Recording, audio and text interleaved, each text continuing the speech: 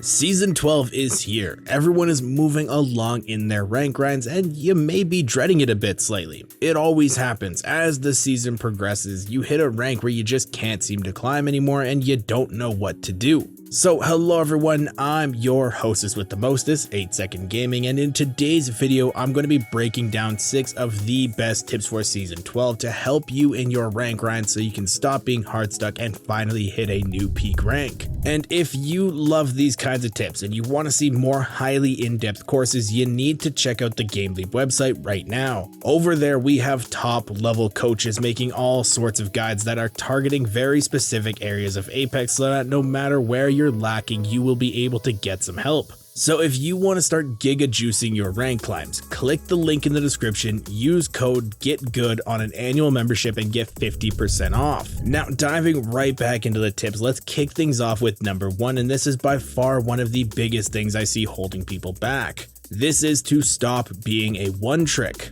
What is a one trick, you may be asking? Well, a one trick is someone who can only play one legend. You only really know how to handle situations as that specific character and have no idea what to do if someone picks your main. You crumble, you break down, and the game is basically a write-off at that point. Now, don't get me wrong, having a main is a great idea. You need to have that legend who you can use to their maximum potential and know what to do no matter what. You may even know some sneaky tricks and have them up your sleeve to help you and your squad win some fights you really shouldn't normally win. But it's always a good idea to have a small pool of legends so that no matter what, you can play a legend and be useful to the team. I personally main Bloodhound, but I also know how to play other legends and usually play Gibraltar for my team in scrims and tournaments. So in ranked, if I'm solo queuing and someone takes Hound, I can pick another legend and be just as good. I would say the sweet spot for this would be around 2 legends. You don't want to overwhelm yourself by learning too many because then you enter into the jack of all trades, master of none territory, and that's also not very helpful. It's finding that balance of not enough and too many to play around. And I always tell people that 2 is a good starter amount.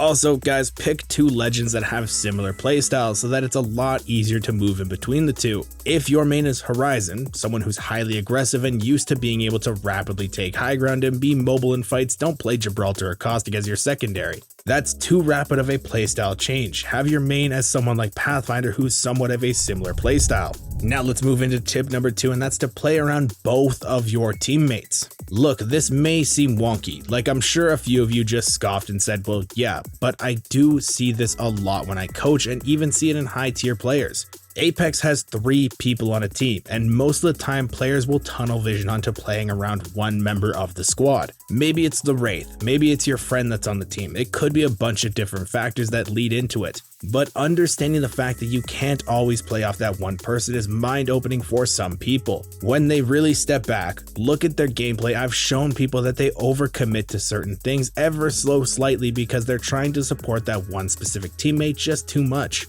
You have a whole nother person to play off of. You don't always have to base your gameplay off of one person. And for the solo queue players out there, you may not have a set team, but I guarantee it you play off someone in your games. It's probably the person who best matches your playstyle, but I'm sure if you looked at your games, you'd notice it too. Realizing this and starting to play off both teammates will start allowing you to better help your team and win more fights because of it. Now, tip number 3 is to start becoming a detective in-game. In order to really start becoming a better player in Apex, you need to start identifying areas of your game where you're weak. Those areas are exploited by players and lead to you dying a lot. For me personally, I get cocky in fights. I try to do stupid flicks or mess around way too often, and that leads to me dying way more than I should. I underestimate every person I go up against. That's a huge downfall for me and one that I'm actively working to fix. Identifying and understanding your own weak spots will then allow you to target certain things in game and actually work on them. I see a lot of people die and just shrug it off. Never do that. It's not helpful to anyone and won't actually get you anywhere in Apex. Think about how you died, what caused that, what led to that. Figure that out, identify your weak spots, and actively work to fix them. Now for tip number 4, this is how to start building game sense. Game sense is a very broad topic in Apex. It's made up of literally every aspect of the game. Team comps, weapon combos, rotations, zone logic, positioning in fights. It's a lot of information to take in and can be very hard to nail down what exactly you need to work on. Everyone learns differently, but one way I absolutely love to work on in-game sense, and one I always recommend to players I coach, is this. Load up your favorite streamer. It could be me, it could be Hal, Sweet Dreams, Tfue, doesn't matter, just any high-level player. As they play and are in games, just watch them and start to play a game in your own head. When they come up to a fight or an issue or something that goes on in the game, in your mind go over what you would do.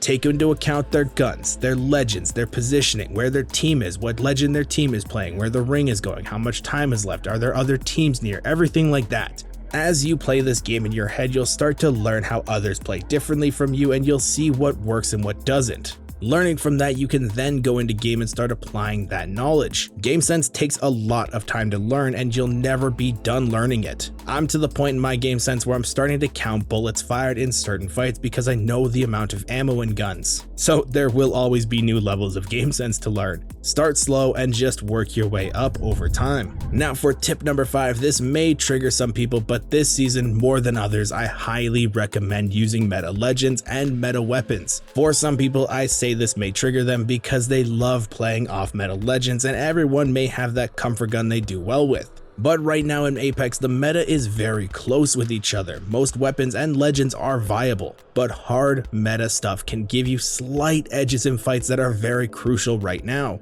Both maps this season for ranked are very third-party ape heavy maps. Olympus and Kings Canyon, you really can't shoot a bullet without having everyone show up. With meta legends and weapons giving you these very slight advantages in fights, you can end them faster and be better off at defending third parties and not dying as much. If you aren't sure what weapons or legends to use, check out some of our tier list videos that we've made on the channel this season, and as patches or changes come out, we will be updating them. Also, every time I say play meta legends, there's always someone who says that isn't true. Play who you want. And to be frank, that's not true. Meta is meta for a reason. There are best legends for a reason. Use who's best at the time because every small advantage helps in your rank climb. And tip number 6 is start abusing control. Right now in Apex, we have the best warm-up limited time mode out there. Control is absolutely insane with the amount of playtime you get just throwing yourself at fights that don't matter. Use this to warm up insanely quickly and learn new guns in Apex. This LTM will be going away, but much like how Duos was an LTM, I'm pretty sure with how popular it is and how much the player base loves it, Respawn may return it as a full-time mode in the near future. Right now is literally the best time to just run it down in Control for a while before playing ranked. You can learn so many guns and even get a chance to learn some basics of legends you don't really play in order to build up your game sense. With how many fights you'll be getting into, you can start feeling more comfortable in 1v1s and building so much of your game knowledge in such a small period of time. It's nuts that more people aren't abusing this. Season 12 is amazing for the amount of knowledge you can get from it, so I really hope you guys enjoyed these tips and learned something new. If you did, remember to smash that like and subscribe button to stay up to date with all the new videos we have coming out. We do have some bangers on the way. Thank you all for watching. Once again, I'm 8 Second Gaming, and I will see you in the next one.